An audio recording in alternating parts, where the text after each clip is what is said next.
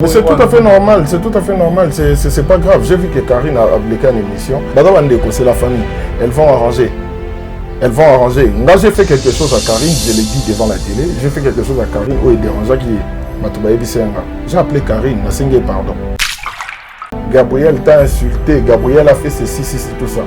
Dans le monde à théâtre, ou soit dans le monde de toi, on comprend. Léon a appelé véridique.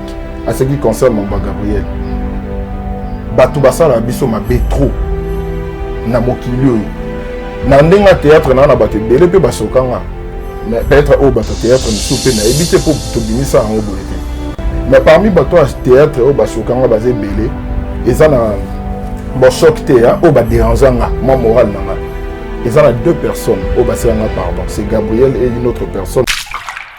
Moutounian surtout oh yazara problématique te dis toi qu'il est rancunier oh lingi basalote yango yo sala baninga te po yebike so basalinga ngo na olimbisa te vous comprenez batu nyonso yo yebelo wana mutu nyonso tu oyo azalaka problématique te azara rancunier. Gabriel lelo sera lobika senga Karine Yamado pardon Karine alobaki na olimbisa ka jamais non. Karine Otalageno, Azamukolo, par rapport à âge, par rapport à carrière, Boyoga Mambu Gabriel Aloba, Naza pour côté l'été, mais Boyoga Mambu Aloba, Boka place à Finga Mama Nanga, Boka place à Finga Yaya Nanga, Boka place à Finga Ndegonanga Morobo. Yo, moi, 5 ans, à Olinga Mobile.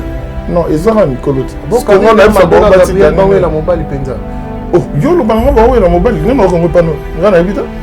Baza mandeko donc zano maramoro boye ba soki ba mona ke ba bongisa eza bien tous wana derrière bango to applaudir bango so ba mona ke ba garder froideur bon arrête de pia yokelanga eloko oyo restaurant business class VIP Bruxelles yeah restaurant business class VIP yeah ouais zalina ba cuisine spécialisée dans ndenge ya mukiete lokola cuisine spécialisée congolaise pe africaine awa soki okoti biloko tu ya mboka okoliango joli kitoko o makayabu kwanga mbinzo ndakala okoliango joli kitoko awa bilubutu elamba maka awa bongo biloko ya kotumba lokola soso ntaba mbisi awe tumba maka joli kitoko na niveau ya kosakana te olie ozamo bimba na restaurant business class VIP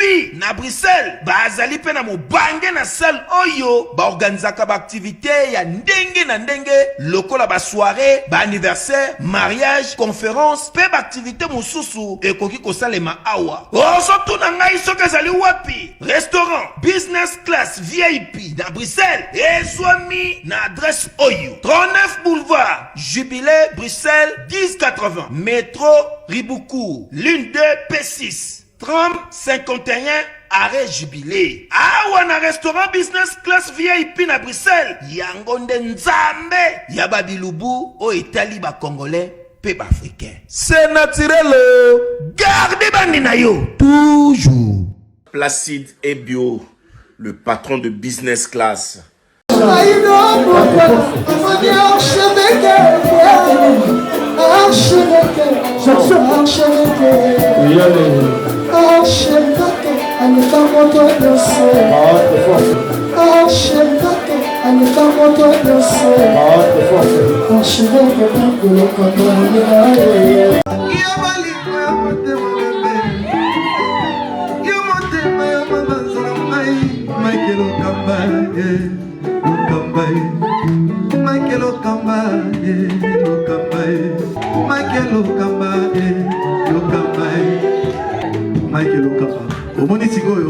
L'artiste, c'est l'improvisation.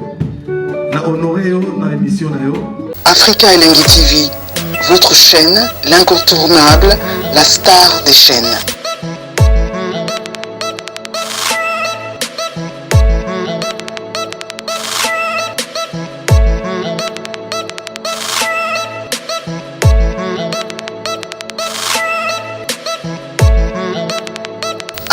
Africa Elengi TV, la magie de l'info.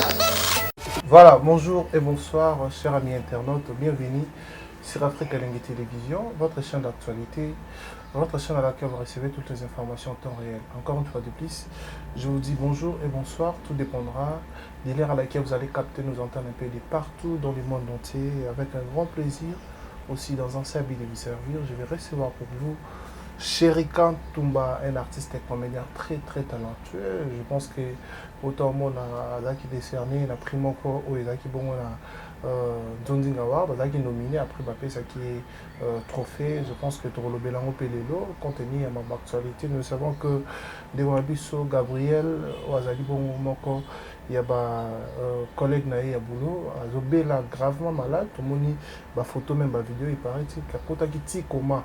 Donc, tout le monde pour cela, on a Chérikan Toumba. Compte tenu de Mambo Peso le cas, parce qu'aujourd'hui, dans mon Abango, il y a des choses qui se disent que les comédiens, les vieux Mabé, les vieux Makissi, les comédiens, les commis, les Mambo Bélé, Mabé. Donc, le tout me retourne à Chérikan.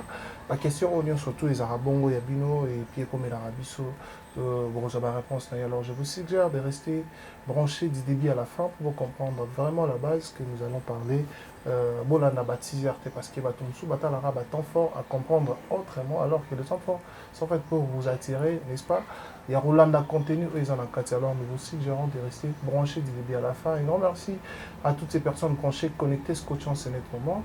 Merci à Karim Mané Samoutish, mère à Batan Mignon. La péché en beauté belé, la petite sœur Exi, Emmanuel, Batutu, Balingalangai, Dani Chant de l'Echino congolais, Norphéline, N Award de style, Maman Emiline Zemba, il y a tous Pépé Ambete, le Jean Ubico qui les boise de Bruxelles, merci beaucoup.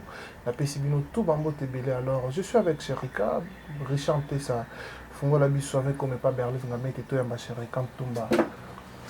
Très costaud, toujours gabarit. Bonjour Chérikan Toumba. Bonjour Shadraka Kangaï et meilleurs vœux. Merci pareillement, bonne santé. Ouais, tout doucement, Dieu fait grâce. On est là, on s'accroche, donc c'est bon quoi. Voilà. Et important boulot, d'activité autant pour la coma parce que s'il faut déjà au monde un trophée pour ceux qui nous savent plus temps pour la ouais, ça va. Et je tiens à remercier tous ceux qui m'ont voté. Donc, Bossalango bien, Tito Baki Boro. Une fois de plus, ça va Oyoana, Tobaki sous Oyo. Et ça, sera bien. Et meilleur vœu dans de retour quoi. Voilà, merci beaucoup. Tout sur la paye rapidement, les Cambouans Zonzing Award parce que tout le monde est autour de celle Makele l'été, parce que l'année passée, Makele les a trop, que trophée, il y a les solos qui est hôtel à la relation avec l'hôtel, il y a l'organisation Zonzing Award, Bablo Rana Nyonso, le Bamaki Melelo, tout le monde est autour Oyo, Makele les athées, Pesi Bango trophée, tout éviter, les acquis la méritocratie. Tout le monde va arranger parce que tout le monde va payer les questions à Kati. Et alors, Kati, on plaira aux acquis dans l'année passée, ils ont été aux ans dans est-ce que les papiers a mérité tout Babylon rebelle quand on a Kati en moi 2-3 minutes ont expliqué Bissot ceux qui vraiment ils ont bien organisé cette fois-ci contrairement à l'année passée. Bon, merci d'abord pour la question, vu que c'est la première question de l'émission. À part retourner dans son boulot. Donc, déjà, je pense qu'on a nominé tout, mérite. Ok.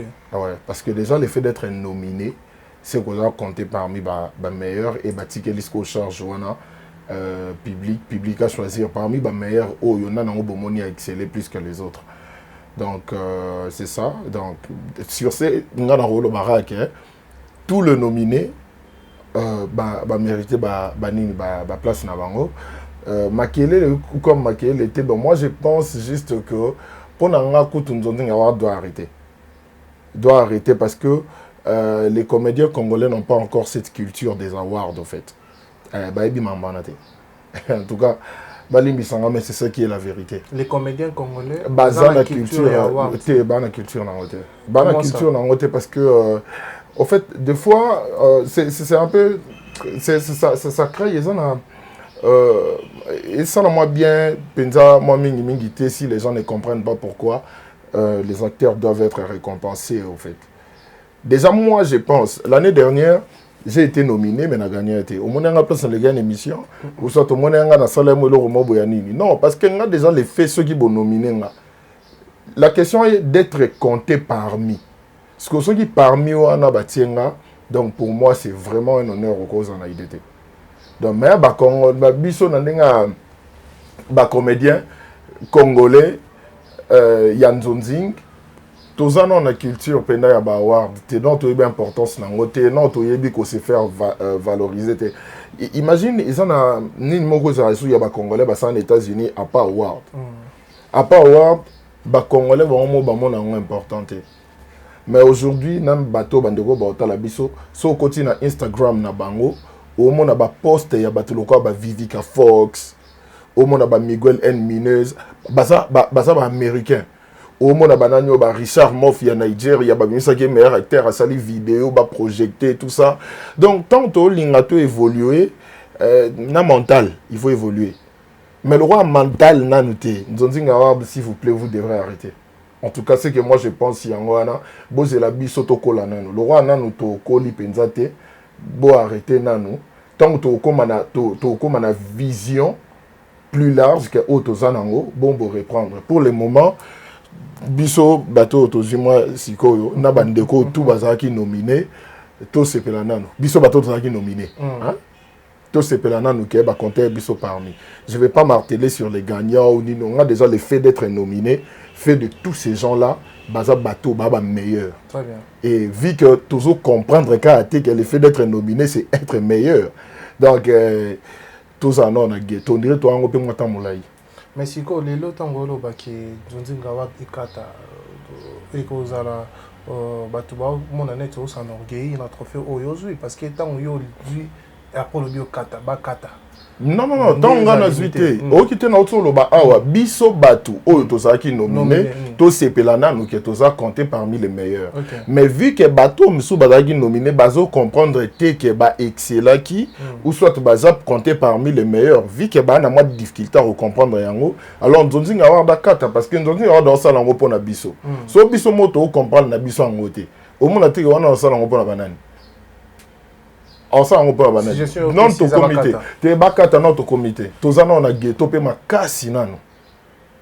Makasi nano. Nous on a donné biso moi valeur en moi mingi avant. Valeur en moi moi mbangu. Avant biso mo to comprendre que toi la valeur. Donc nous on s'il te plaît katana nous marambu ya ba trophée. Et kata mambo récompense toi non ba mike non to qualité. Non peut te comprendre l'importance ya ba award te. Surtout que ça va congolais en plus. Biso ça na ngote lo mo boye ata to tsango za ba rwandais. Tout le monde a importance mais le quoi ça ba nanyo mobulu. Bactère au non surtout biso to enviaka ou soit au biso to appréciaka. Ce sont des acteurs qui ont été valorisés premièrement na bango moko na mboka na bango.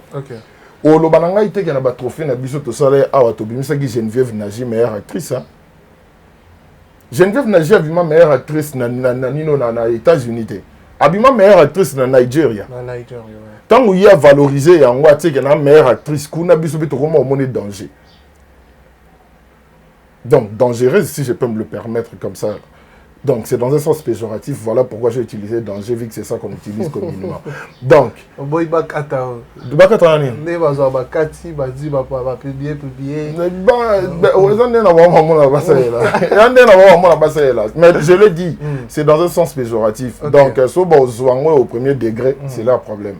Donc bango kuna ndeton babimisi meilleur. Et que yé azuango na ndenge mobo ke non na nino meilleur. Allez, à partir à wana pe biso bambo ramosusu. Tout le monde a biloko ba trophée a belé salama. On a déjà to bimisa meilleur mobo ya mboka ramosusu. Non. Mais ça vous a prétentieux ni orgueilleux, yo commis na niveau. Niveau OK, Nzonzinga avoir de coexister pe mambonio c'est normal. Na level mon bondo lo bakebino ba comédien no bo comité non nous bo comprendre qu'il tire wana te sans que vous orgueilleux ni prétentieux yo comprendre qu'il tire déjà il faut oyer ba carrière à motonio c'est ça individuel en fait il faut yebe lo roni no lingo ça la carrière na oyer ba soro lingi oza nani par rapport à la carrière na je t'ai donné un exemple typique l'année dernière j'ai été nominé mais je n'étais pas gagnant. OK. Donc, na gagné, na c'est longue émission, na lobelelo monté parce que pour moi le fait d'être nominé, ça être compté parmi les meilleurs. Très bien. Donc, ceux qui t'habitent qui est psychologiquement parlant, il professionnel, professionnalisme. Je dirais que psychologiquement parlant, on a commis. Pour nous comprendre que non, nous avons prêté. Donc, il a commis. Le fait de ça, non, on a commis prêté. C'est qu'on a commis. 2 ou 3 personnes peuvent le roi a commis prêt. D'Acosta Moukina. Ok. Et les autres. Comment les bosser parce que j'avais suivi. Avant que tu viennes te battre, et les autres. Et les autres. Ouais. Gabriel a commis. Gabriel était malade, non? Nino propre établissement Tomba. Gabriel était malade. Ce que Coco Manette Nandé Ngoloba. Coco, ma culture, au monde qui est normal, je peux gagner ou je peux être nominé ou pas et tout ça là. D'accord, c'est Moukina. Et les autres. Et les autres. Ouais. Parce qu'on va comité. Bon, on aime tout basali que tu comprends que nous avons avoir Dakata. Maintenant, on a évité parce que moi, toi tu es venu à la maison, tu m'as trouvé avec personne. Donc je suis à la maison. Donc moi je pense que ceux qui ont observation, ceux qui ont comprendre que ça na batu musu ba moni yango malongate et que sope na landi ba émission bande ko musu soudé na landa ya d'Acosta et ça que par rapport à la question Engambe Patrick na pese mbote o a posé que ça que na batu musu ba monango malongate c'est que bateau ba monango malongate na ba comité. Okay. Il n'avait pas cité les noms. Alors, je me joins à Bango pour nécessairement pour ma comité. Voilà, merci beaucoup, Serikan Toumba, très intelligent. Aussi, sage dans ma propos, non, mais il va comprendre qu'on est au bangi dans autant de bateau. Oh, ma comité. Non. Toi, on a bissonatina, il y a Robang à Batouté. Moi, je me vois obligé, je suis obligé de respecter les gens. Okay. Bien, pour moi, c'est une obligation. Très bien. Je suis obligé de respecter les gens. Très bien. Alors, si j'ai un peu de tenue par rapport à mes propos, c'est tout simplement parce que je sais que je ne suis pas responsable de la compréhension des autres. Okay. Donc, compréhension, on a responsable dans l'autre. Très bien. Or, je suis le meilleur interprète, il y a Marambo, on a un lobby. Okay. Mais cela n'empêche que yo comprendre autrement. Okay. Donc, voilà pourquoi j'ai des tenues par rapport à ça. Voilà. Ça. Merci beaucoup, Evolon. C'était très très clair dans propos. Alors, tout le bilapé dossier rapidement avant tout na elo msou question msou na tuna elo mo bezo circuler à la toile votre relation avec Carmen Odia. Je sais pas, chéri quand tu m'olino bala Carmen Odia, 2 ans on a barimé. Pour exemple, moi Bastar couple Bastar on est Inos Vinarebo. Moi ça couple Bastar. Non, commentaire à ça sur un modèle. C'est pour ça commentaire toi il la vérité. Vérité il y a relation avec Carmen Odia. C'est Carmel Odia, il n'a pas été chroniqueuse révoltée parce que a là et puis c'est ta femme, ta copine actuelle. Nanda ko yokutina. Azam moi si na yo toté. Moi si na toté ndeni. Relation la bien officielle. Relation ni les officielles parce que moi j'ai pas d'alliance tout ça et autres. Carmel Odia c'est une belle fille, elle est Carmel Odia, elle fait bien son travail, et moi je suis en contact avec plusieurs. Sur retourner sur Carmel Odia, moi si c'est faut tout n'aper pour Jaël Show. Pour son côté na téléphone nanga a au monde un message à Jaël Show le côté. Faut tout appareil pour Pamela Chekola, ou tout appareil pour Deborah Boama. Ou tout appareil pour Demer Nyangui. Ce sont de chroniques. Ou tout appareil pour Fallon Bitodi, la maman de Preston. Je suis en contact avec toutes ces dames parce que très bien. Je ne suis pas marié, mais je ne suis pas célibataire. Ok. Et c'est clair. Donc. Voilà, merci beaucoup. Je pense que nous évoluons cette émission. Fait un grand plaisir à Alex Akangai, grand frère Yamoto, Napesi Ambote Bele, Faila Akangai, Bino Bena Libota, Cédric Bengo, grand frère Nangai, Napesi Ambote Baton, Nathan Wana Bena famille. Alors, tout côté. Ah, d'accord. Je salue la famille Akangai. Alors, j'en profite. Voilà, merci beaucoup. Voilà, alors, dossier à Gabriel. D'abord, avant tout côté, on a mis sur là. Toi parmi les blocs qui na maladie. Dispute na yena Karine Yamado. Total la na live vient on a vu sur Karine tout le monde a propos au yatenaki que sont disant Gabriel Robaki qu'il est malade, excusez-moi d'utiliser le terme, bah face né popola, ndé abomaka Diana et tout ça là, bah bref ce que exacte na ba mambo on a biso Karine Amado Robaki tout moni répercussion na néné abimi, atenaki ba popo atenaki contre Karine Yamado. Alors dans tous ces effets, yo zape comédien, kota la ba biloko ezo komela bande on a biso na place. So tongi tozonga sima, il y a eu aussi des mésententes entre yo na ndeko na biso Gabriel, tout le monde a ba répercussion et bima en cas c'est que Sherika yo Sherika bo mais ce que comment on est sous Gabriel amour na makambo na nyo surtout okolo bani pour cet effet. Je pense qu'il y a là où il y a des gens, les problèmes ne manquent jamais. OK. J'avais fait une émission avec les Ketchou par rapport à ça et il y a eu des gens qui m'ont écrit na privé. Non, Gabriel, il fallait poser à l'impartial, il fallait soit parti. Il y a Karine, Gabriel passe à Bongo, tant Gabriel a Rofinga, tout ça. Bon, en fait, déjà, on doit comprendre, photo yeba, elo morobo na vie que moto na moto na ndenge na fonctionner et tout ça na ba façon na biso et différence na biso na bandenge to monde la makambo. Gabriel na Karine baza bandeko, basala boulot moko.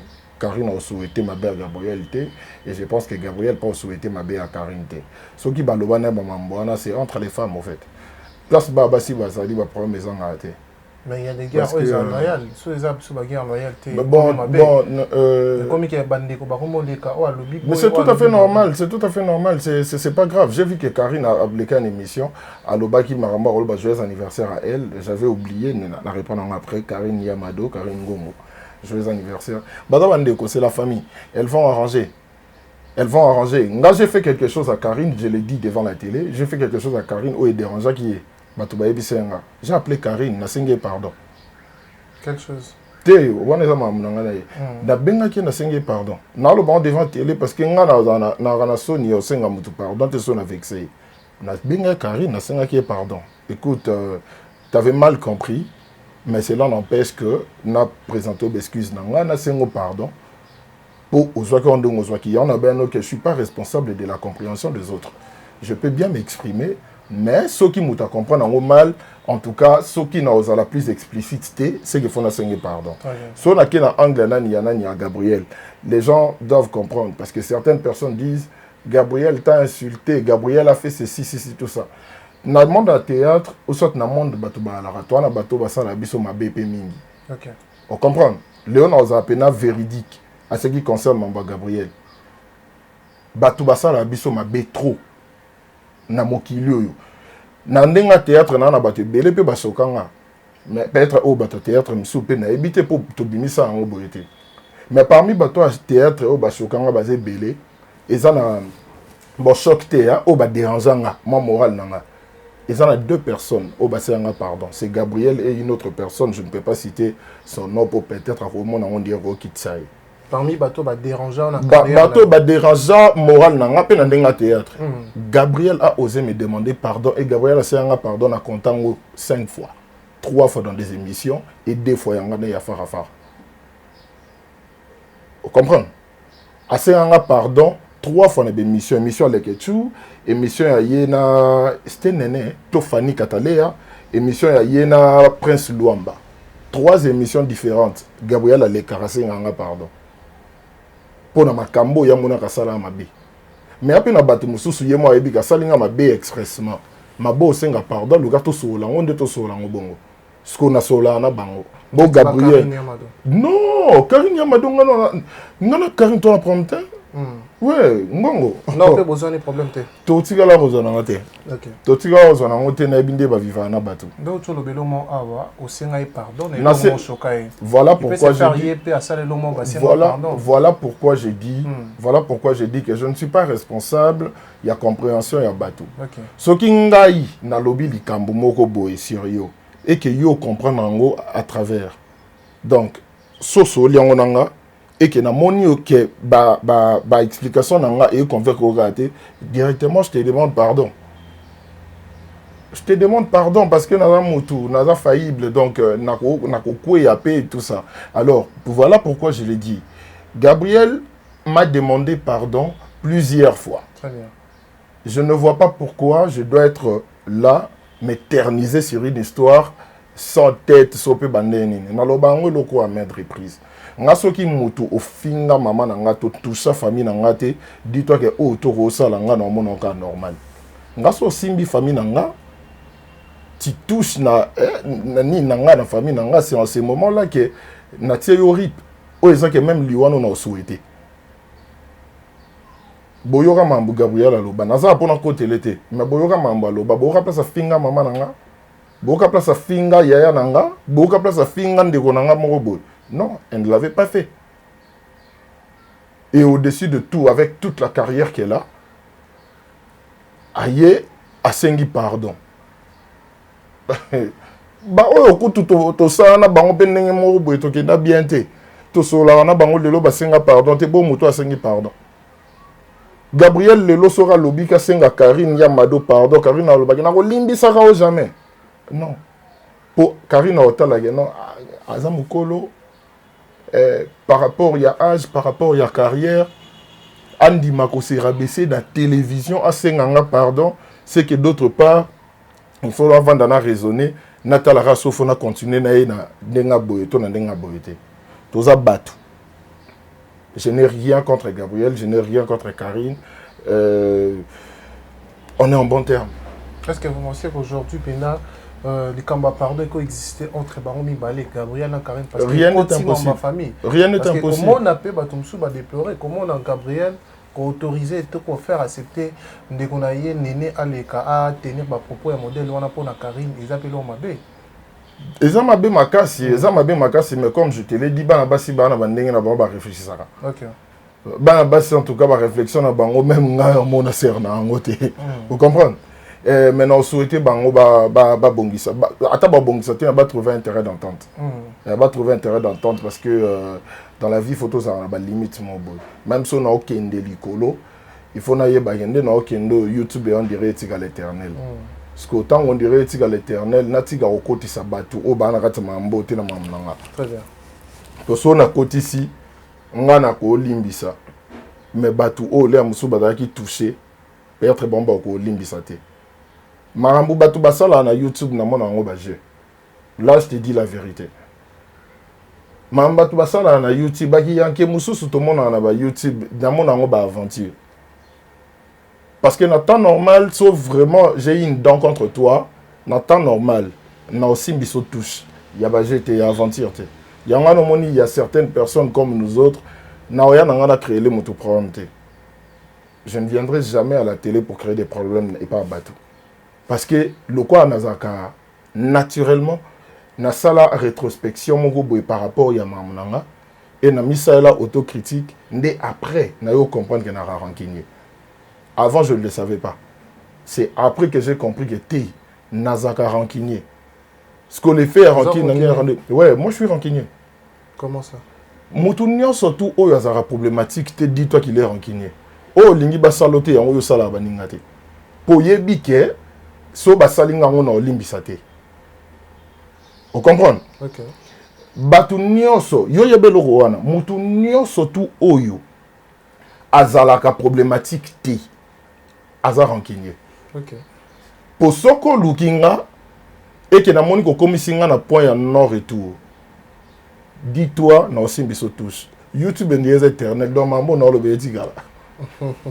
Si je ne suis pas problématique, c'est parce que je sais que je suis rancunier. Et na sala na mitsa ba limite mo par rapport ya mamnanga. Quand tu ne touches pas à ma famille, je ne te ferai jamais du mal. Mais quand tu touches à ma famille, après même yoté le poison. Tout on a gardé fou na ba limite né. OK. Voilà, mais les lots tango le bilan Karine Yamadona de Konabiso Gabriel, on dirait il y a des choses où ils en a quatre. Sans se voiler la face, il paraît-il qu'ils en ont tout le monde a été. La base ils ont où il est la mobile.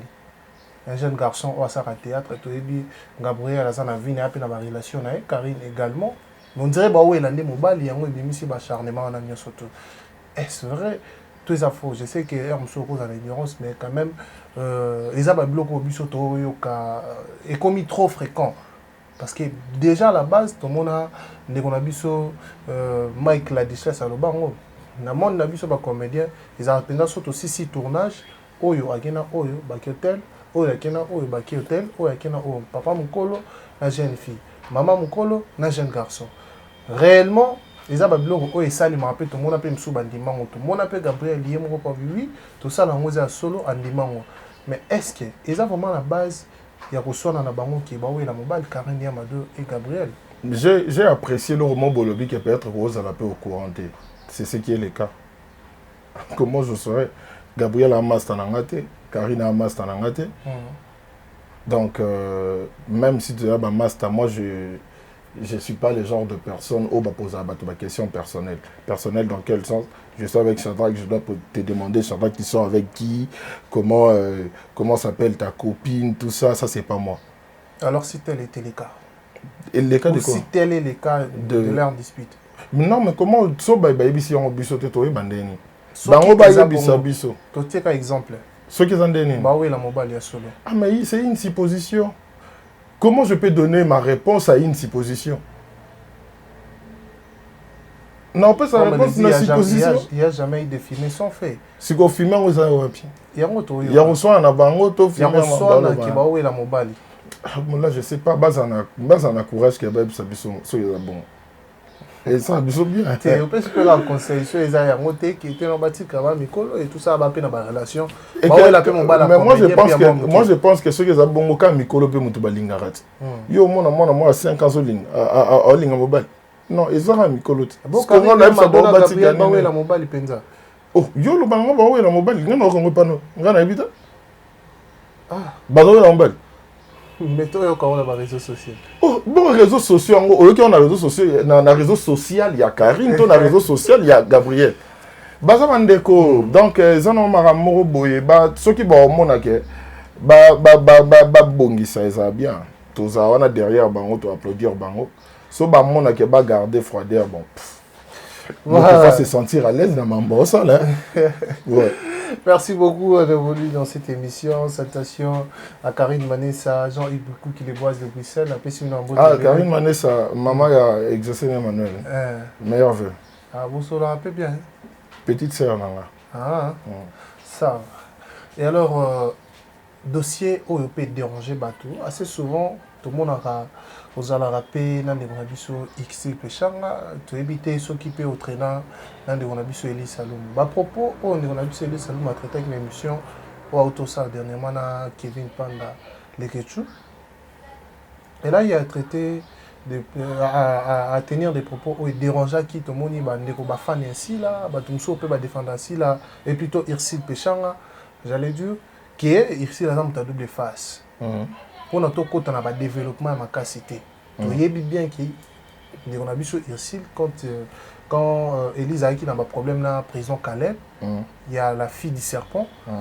Irsil a qui part à Caleb parce que Caleb a daddy parce qu'il y a bien un peu daddy. C'était comme ça. C'est sans se voiler la face. Ils ont les réseaux sociaux. Découpé Élise a une émission à l'Eketchou. Ah d'accord. Qui est à double face. Comment on a propos qu'on a vu sur Élise à tenir à la personnalité de Irsil Pechanga, on a évité beaucoup le banni sur base de ça. Ben, j'avais suivi l'émission comme tout le monde. Déjà, ouais, Irsil, moi je l'appelle mon amère. Élise, c'est une très jolie fille que je vois à la télé. Ok. Ouais. Tokotane boy. Non, bon, non, tout le monde a été. Ce qu'il faut répondre sur quoi? Sur double face, sur Ning et tout. Surtout mélangé. Bon, moi je pense que toi analyseras ma cambo. Toi analyseras. Dans la vie, on peut être intelligent, mais si on n'est pas sage, c'est là où ça couaque. Moutounion son mot qu'il a en double face. Double face. Eh ouais. Comment? Moutounion son mot qu'il double face. Mambo nga na loba devant caméra, eza marambo nga moko na sepeli na loba devant caméra. Or, ils ont devant caméra. Biso nyonso to na image o to lingara to pesa bato na image o to préférer bato ba monate. Ils ont déjà les faire aux ala. Obi ezara so sel likambumo be balobi na yo pe. Ah yo ko ça boité tout ça. Mais peut-être ba yebité que wana nde kiboyo. Vous comprenez? Par là je vais dire quoi? Tika double face a expliqué qu'il y a un double face par rapport à Boyeto, par rapport à En même temps, tu as bien un double face, c'est-à-dire que tu es hypocrite envers lui. Net, tu as un double face, c'est qu'il est hypocrite. Donc, ici, le péché est hypocrite et pas Élise. Si on peut te qu'il y a un angle, on sait que tout le monde est hypocrite. Je vais te donner un exemple typique. Tant le lot, ce que tu as Un nouveau numéro de Flash Info Magazine dans vos kiosques. Fifi Masuka Saini, plébiscité meilleur gouverneur de la RDC, selon le sondage Écho d'opinion. Jean-Marie Kassamba, le précurseur du nouveau narratif, en vendant une bonne image de la RDC grâce à sa chaîne Télé 50, honorée par un trophée de la cage du mouvement citoyen. La ministre Adel Kayenda présente la 4e revue du portefeuille à lire dans le corps de votre magazine d'information. Recensement et identification de la population de la RDC, Richard Ilunga déploie 6 soldats sur terrain pour accroître le rendement de l'office de route. L'opération de mise en retraite est une nécessité, une information à croquer sans modération, à inscrire dans le chapitre d'innovation, Perfect Télévision, une télévision de haute définition qui gagne le cœur de Congolais. À lire également dans le corps de votre magazine, édito de Jean-Marie Bassa, ses chouchous de la presse congolaise, parle de la désinformation comme un danger pour la nation. Dans le corps, l'éditeur principal écrit « Ceux qui fabriquent dans l'ombre de fausses informations visent à faire dérailler le processus démocratique qui pourtant évolue sans heurte dans un pays dont l'histoire est marquée par de soubresauts politiques aux conséquences que l'on connaît parfaitement. Le commandant Michel Ochoudi, injustement vilipendé, le chaise du salon d'honneur en voie d'être rénové totalement à l'aéroport international d'Ondjili. Tous derrière nos effardichés. La campagne Bendele Koyate, lancée par le ministre de la Communication et Médias, porte-parole du gouvernement Patrick Mouyaya Katembwe, apporte ses fruits. Le nouveau directeur provincial intérimaire à la direction générale des douanes et assises des GDA de la province du Haut-Katanga s'imprègne de la situation générale. 24 pages d'informations générales, 24 pages de connaissances et promotions, 24 pages qui fait de vous roi d'infos pour ne rien rater de l'actualité en temps réel. Restez connectés sur le www.flashinfo.com. Beaucoup tanikara. Modèle Obo mais la relation na bino na 2 premières semaines. Et Zandenge Obo mais on a 6 mois après. Il y a un musicien congolais yemba yango awa bolingone bandeli ba ok ba yelo ba koka metango umeli babino ke dozwa ke mito ke la maille mon na robinet. C'est de l'hypocrisie, tout le monde est hypocrite quand on voit quelqu'un pour la première fois. Élise aussi est hypocrite. Je sais pas naibi vinete na fréquenté été na solo bango. Non solo bango. Parce que le bapé le morabi aeba neke Irsil Pechanga azastar. Mais ici la luka eba kanga photo. Il y a tika la luka Irsil te ba kanga photo. Irsil na approché moi c'est pembe. Moi c'est moulaye, moi c'est tolo minene, ya na to kanga photo. Après ça eba à la fille du serpent. Et puis à la base tango ma problème wana ekota ki comme la justice. À loba na TV ki yé mutu plutôt à Ebissa, président Caleb, que Yemoutou, président Kassengara, président Caleb, rôle, il y a la fille du serpent. Et pour Anibapé, c'est qu'il y a Élise, je suis là le bébé. Je suis toi, on est dans le groupe Simbalinga, Roumambawani, Internet, il filme un moto, Banda, Awa, Aboïkou, Bapé, ses rôles, mais hors président, Azera, on a besoin que Yemouta joue, en gros, aussi la bino, on a été président, on a aussi joué, Pesa, Bandero, Moussou, va jouer là-bas. On a évité. D'habiter, je ne sais pas, peut-être on ne parle pas de la même Ursil, au fait. Là, Moussoussou, qu'on a vu sur Elise, Ursil, Moussoussou, on rappelle dans le besoin Moussoussou. Alors, Ursil Péchang, on est mouton. Notre Ursil Péchang est belé dans Facebook. Ursil Péchang. Il y a le Ursil Péchang à Oa. Oh, il y a combien? Oh, moi, Godé, na Gilbert. Oh, il y a moi, la mère, ou bien moi, la mère. Ngasko na obenge za moi na Godé na Gilbert. Oh, il y a le besoin, ouais. Il y a un ça théâtre, Ursil Péchang. Ah, c'est que ça, Ursil Péchanga, il y a un tournage. On a Ursil Péchanga, on a non, on ne parle pas de la même personne, je suis désolé. Comment on ne parle pas de la même personne? Parce que Mouto, on a Ursil, les gens ont présenté Bissoté. Mais tant qu'il y a Ursil Péchanga, il y a un film, Ursil, il y a une photo. Il y a star, mais il y a un qui dit ça, il y a une photo, il y a un Ursil. C'est donc, elle parle d'Ursil Péchanga. Tu vends un jour, Moussou, il y a un tournage, tu vends des candés, il y a reposté des images, il y a un trésor de bandel, il y a une photo. Quand il y a un trésor de bandel, il y a un trésor de bandel. Baïbinga, baïbi trésor de bandalité. Mais na bengue tout kanga photo parce que ils ont ambiance na biso à tournage et par-dessus tout, nga mutu na poster ba photo. Bah faux débat, ce sont des banalités au fait. Ce sont des banalités. Tout ça à selon selon Yé. Namozon na mambo na bio na début. Elle est responsable de sa réflexion. As un meilleur interprète, il y a Marambo, il y a Lobby. Nakeno Pelisou na zongi na oka, on ne parle pas de la même Ursil. Ngana lo ba Ursil à mon Gilbert. Na lo ba te, ngana lo ba ça part d'Ursil Péchanga Black Line. Shadrach, ngana lo ba Ursil ya mon Gilbert, Ursil ya mon Godé. Ngana lo ba Ursil la triste. Ngana lo ba Ursil la triste. Ngana lo ba Ursil ya divate. Ngana lo ba Ursil auto soa na kana iso to bandi makelele nino toke nango so na ba angle ni. Ngana lo ba Ursil o ezalaki na kene na ndaku o ezalaki Ursil o ya famille na bango alati liputa na sengle na tongo.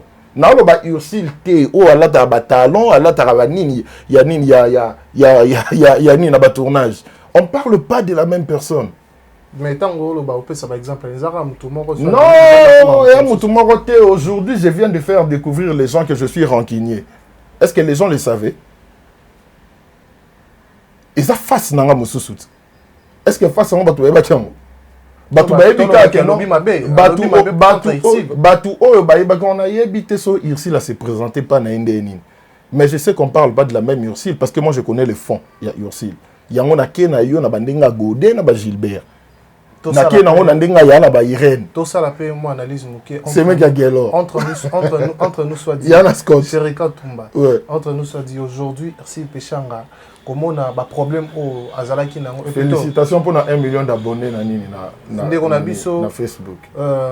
Président Caleb Toukeba na tant on a un problème, il y a la fille du serpent na Élise au bakendati na justice. Tu es bien Ursil Péchanga azora part ya président Caleb. Mais azora pas ils a parmi belo choka Élise tia lo baya azam ta double face il y a le cas Ursil te. Comme je viens de te le dire tout à l'heure, moi je vis une très belle femme, Élise, na mona na TV. Na ebiete, na boy, hein? Na boy na ebiete na mona na TV, elle est très jolie. On est pas à star. Nino, mais elle est tant na ebiete déjà na TV, c'est qu'elle est célèbre. Na ebiete na TV. Na ebiete que to kam mapango. Na ebiete na TV. Donc ce qui signifie que na ebiete. Donc, ceux qui peuvent d'autre part, écouter une Élise, net kota photo, Élise abi akangana pe photo. Asa star nangati. A star nanga, sera bakangana photo ma beza ta refulanga be. C'est propos contre moi na mère na. Le négligent ka moi na mère na. Na lobi ki adam ta ba double face, ça va hypocrite. Na pe si yo exemple ma mutu nyo so amuta double face. Mais comment na ye ko sala ye comparaison na si la bisalu ki si la hasard niveau ba grand Ursil na si. Je ne pense pas la émission le bon côté avec bon côté. Tout ça toi analyser la émission. On a ce qu'on a analysé la compréhension noté. On a fait analyser la compréhension nga avec bon côté. Avant ici là on a parlé by call. Obigana ba biloko musu to ko komate. Obigana ba biloko musu place na to ko komate. Na ko boya nyoso. Mais na ko boya te que vous a place aux ana pour mériter. Alors ba bon côté. T'es naïveté. Sage. Ayebi ke koto na ko komate po koto yo et bimisanga pe non dire na lo ba maramo be na. Mais ça sage lo bise ke mambo alobe contre Ursil les a Ursil oyo lingo kim samote. Na kimisi lo nini? Parce que zo lo ba Ursil oya mwana ya papa Godé. Même yo oyebi Ursil te. Même yo oyebi Ursil te. Attends, yo lo ba se ka yebi. Bazana ba même relation la Kabila ba tala na yebi mambo wana te parce que je n'étais pas présent. So mambo bag ou pas bag. Mais même yo yebi Ursil te. Yé pas yebi. Nga na yebi Ursil. Est-ce que yo yebi Ursil ko le Élise? Non mais sœur na de mon abiso Élise yebi Ursil te. Abieta. Nga na yebi Ursil. Tant lo ba mambo wana se. Ke yebi Ursil te. Yango na nga lo ba na yo. Mutu ki a double face. Nazo lo ba mutu nyoso sata kozo lukani. J'affirme que mutu nyoso la kana double face. Eza compréhension na yo, eza compréhension o ya lobelité. Compréhension ni. Oh ya lobeli. Et qu'elle est responsable de ça. Elle est responsable de ça. Donc c'est qu'elle est si bien. T'es bien. Oh. Ah il peut bien entendre ni mutu lo ba gam ta double face. Tala. omoni na vie hein toyeba elo moko mutu na mutu azana éducation ou azana ba parents éducation ou yami pesa. C'est ce qui fait que à un certain moment tu verras quelqu'un qui a été bien élevé mais à un certain moment on dira dérouté. Binomo boto bi mais na modèle nani ndeko ba ndeko kola akoko comme boété. Et quand on arrive à un certain moment ou à un certain niveau de la vie, on sait comment Kotia va garder fou na maramona biso. Je te montre ce que je sais qui est intéressant pour nous au monde. Je te respecte, je ne vais pas te manquer du respect. Mais, il y a clair et net. Et que ngai fond nanga. Oui bien moté. Oye bi fond nanga te. Na roya te que son na silika pa en pamba na ye place mo boy batu baza. O batu wana to kutana na bango me ba na bango ba pire ngate. Ale na ye mbala mo na komo loba. Ngana silika pa pamba, blo mo bon ando silika pa pamba. Non. Quand on est avec des gens, il faut avoir des tenues, il faut y bander nos ans. Il faut étudier l'atmosphère. Je suis avec qui place na wapi. En plus ngana ye kana sala boulot, ale na ko maozwa ki bonga ino sona bimisa. Yo pas nous on go déformer le bande on a besoin lise. Tant yo le baké aye betin, il y a le ben moto aye bibi za camarade ni ba otane na groupe le réveil. Attends. Non, juste à ça fité. L'autre là na se plana na moi mundu bon boy. Ouais, Massimo. Il y a tanga comme Massimo, tanga comme pêcha matin. Pourquoi vous voulez coller et bien ils dirait que ma cambo to lo babo yango ne ya bongo, oyo boyango ya bongo te. Arrêtons avec ça. On n'en a pas besoin. Tu sais, hein, dans la vie, il faut se contenter de l'image que la personne te donne. Sadrak, ngande naza boso ba ebisinga ke yo oboma amutu. Et que ngai non na vivate ke yo oboma amutu. Dis-toi que je vais te protéger. Pesanga ipe posana lobake non? Sadrak aboma abatu ya solo boma mutu na présence nanga. Soko bomi mutu na présence nanga te, yeba ke nga na rondimaka te ke yo boma abatu. L'image oyo ndenge nga na yebeli mwana ya Mikobi na Gilbert na o na oyo na télévision lokwa na mona keza na mutu mote siko yo ebisanga yo na place nanga ola na makamunde ko na biso mosa lobi to ola na ndenge yo mona yo si la vivana ndako na bango so to comprend bien oyo ozo loba eza oyo mona en tout cas nga yo si na loba ya famille na bango pona sola na pa bango mama bango ku master eza oyo Elisa lobate non bon eza ke ye bayi professionnellement bayi na ndenga musala mais toi na una profession basuka peka na nini ouais pas de problème basuki peka na ndenga profession au moins te nga na loba na yo ke mambu ya na ba ya bascort na ba irene nga na loba no mambu ya aussi du vatin to suki ça la biso wa alors rapidement président Caleb avait raison de choisir Elise comme actrice principale, il y a film, il y a la fille du serpent. Je sais pas.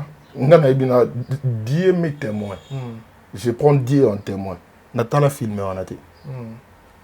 Natala be extrait nango, tant on a eu que maman comme dans l'état. Nzambazo kanga likolo. Et en plus sur le bin nangai na se rappeler na be extrait nango na pe Nzambazo kanga likolo. Na oyebate. Et na nga moté. Bato balinga ngate ba finga na commentaire.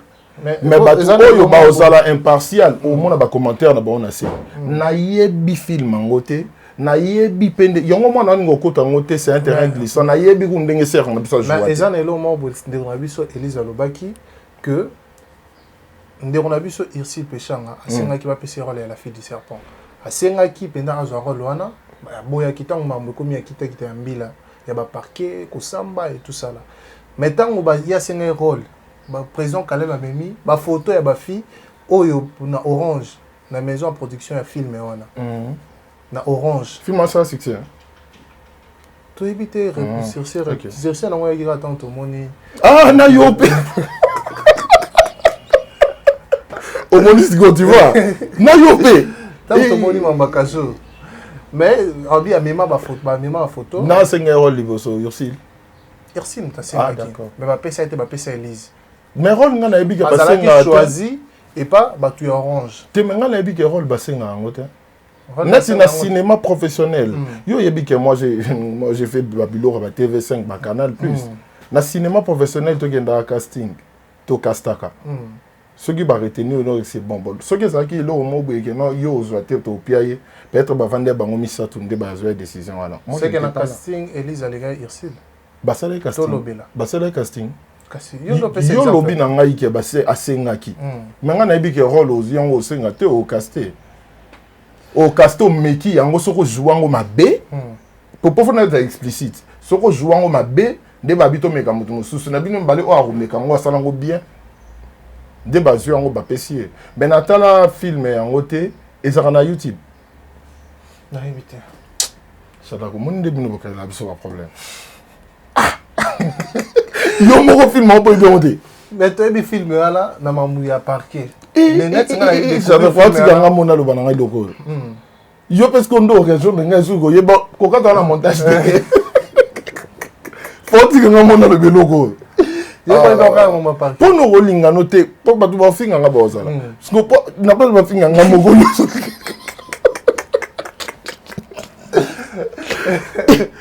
yo do Olivier va finir là yo en tout cas na ba ko na mamba parquet ton basi batie extrait na ko mo lugana ba film mo nini na mona pe ka moi extrait mo bo ndé za ba 45 secondes mais le lopé na se rappeler na moté tout ça ka boulot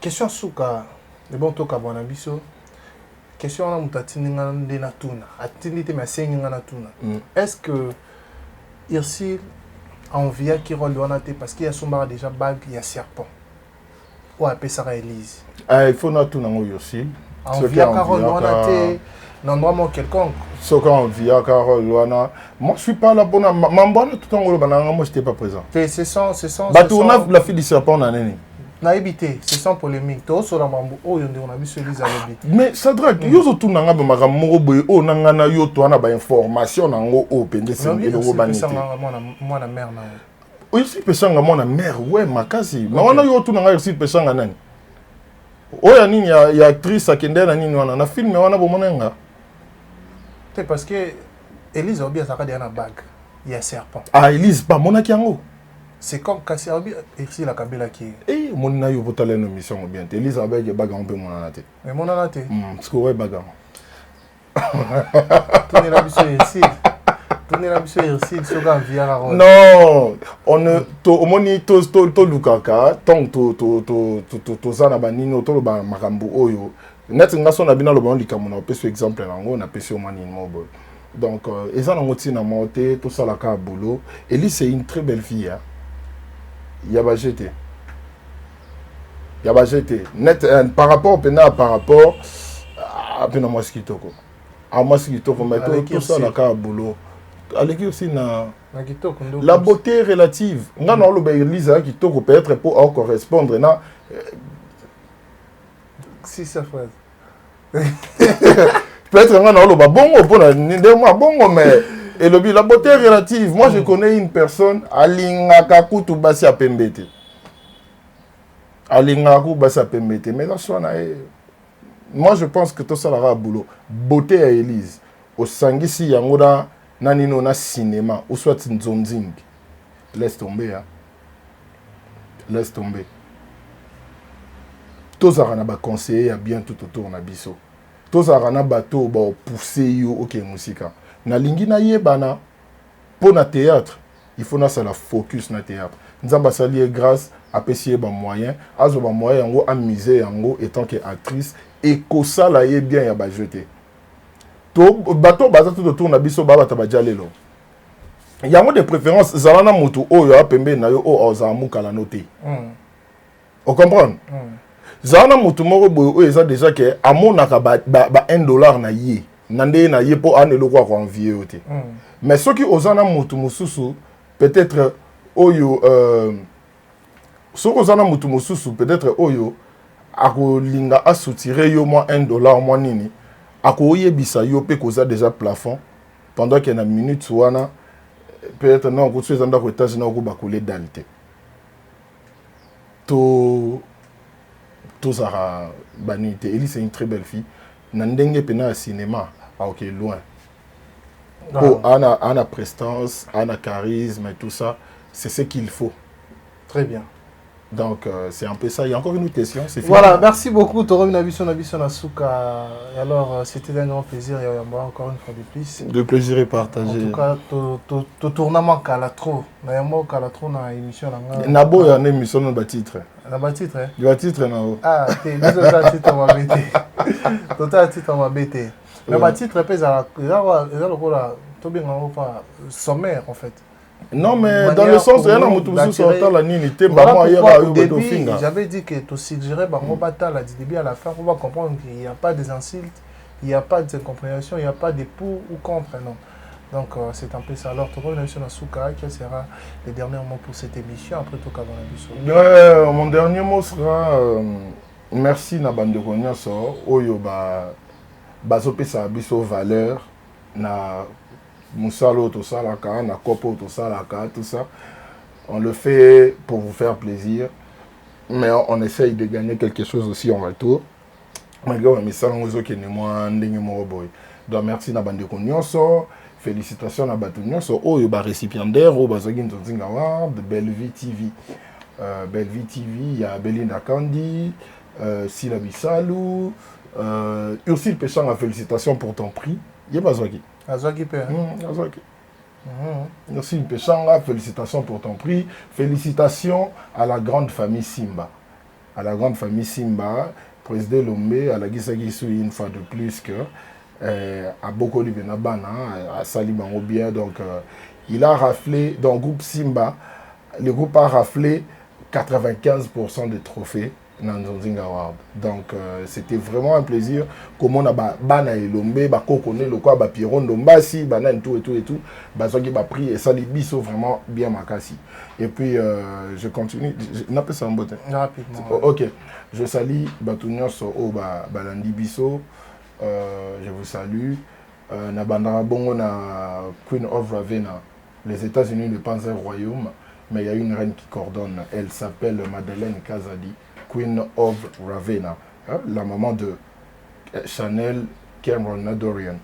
Et sans oublier, quand je descends, je vois de mon quotidien l'obésité financière Jonathan Ngana. Jonathan Ngana, il n'y a pas de Mukuru na ye. Ah, sur la table, pas dans les. Tu es dans le lobby, c'est bon. Dans le lobby, 3 fois déjà. Tu es dans le lobby, tu es là. Oh, on a bossé avec. Donc, Jonathan Gana de mon quotidien, je te salue, là où tu es. Et puis, je vois Desmond Otikala, Tambo et Monsieur Lyon, on appelle ça Mbote, on dirait qu'à France. Je vois Emekanda, je vois Chacha Abraham. Chacha Abraham, oh, on a Landa. À Londres, on appelle ça Mbote. Et ton amour à Londres, on a attendu déjà Emekanda. Ouais, on a aussi quoi, oh, Landa, oh, on a Landa. Ouais. Donc, on appelle ça Mbote, qui d'autre? Glody Galliano, garçon de luxe. Alors, on appelle Karine Manissa. On appelle ça déjà Karine, on appelle ça. Johnny m'appelle ça Karine. Tu peux se rendre à Mbote no Wenen. Tu es dans le lobby Londres, on appelle ça Mbote. Donc, Mbote, maman a exercé Emmanuel. Et puis, je salue qui d'autre. Il y a Clovy Bituloa, parmi Mwamba, Mélanie Sapo. Nani Soso. Tu peux ça? T'as évité, hein? Évité. Bateau n'a pas de pas, non? On a des basous qui ont. Na pesi na Londres na maman Emiline Zemba. Il y a tous pépélé un bétou. Merci beaucoup. Et puis bateau tout balina les millions en tout cas. Merci, c'était un grand plaisir de savoir que vous étiez si nombreux de capter cette antenne d'Afrique à la télévision. Merci à vous. Merci à Dani Chant de l'échelon congolais. Norphelina na NN World Style. Maman Emiline Zemba. Il y a tous pépélé un bétou. Les gens impliquent qui les boisent de Bissal. Merci beaucoup. Et puis Nadar Joker. Nadar Joker, ouais, na pesi Mbote. D'autant na koti na moni message nimba mon avis. Nadar Joker, na Zakari Mwepu, na pesi ba Mbote quoi. Nadar Joker na kati ya ten on a pesi pe Mbote belé. Merci, ça n'est fini pour aujourd'hui. Merci à Richard Tessa derrière la caméra, aussi à la réalisation de Berlif Ngamete. Donc Moussala Kitoko, je vous dis déjà de s'abonner massivement sur Afrique Télévision si vous voulez que vous aurez l'actualité. On appelle dans la chaîne YouTube Nanganzambe. Faut pas demander là on m'a cassé. Donc abonnez-vous sur Sherika officiel. Ok. Ouais, Sherika officiel. Donc on a YouTube Nangan. Voilà. Ça est fini pour aujourd'hui. Quant à moi, nous nous retrouvons la prochaine. Bye bye.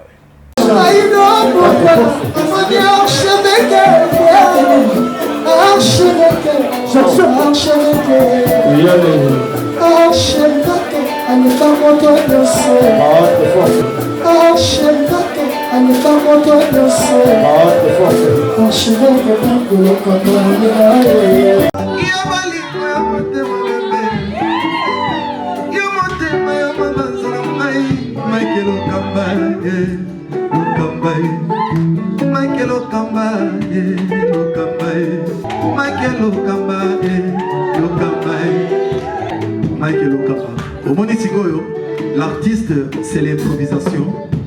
Na honoré na émission na yo. Africa Elengi TV, votre chaîne, l'incontournable, la star des chaînes.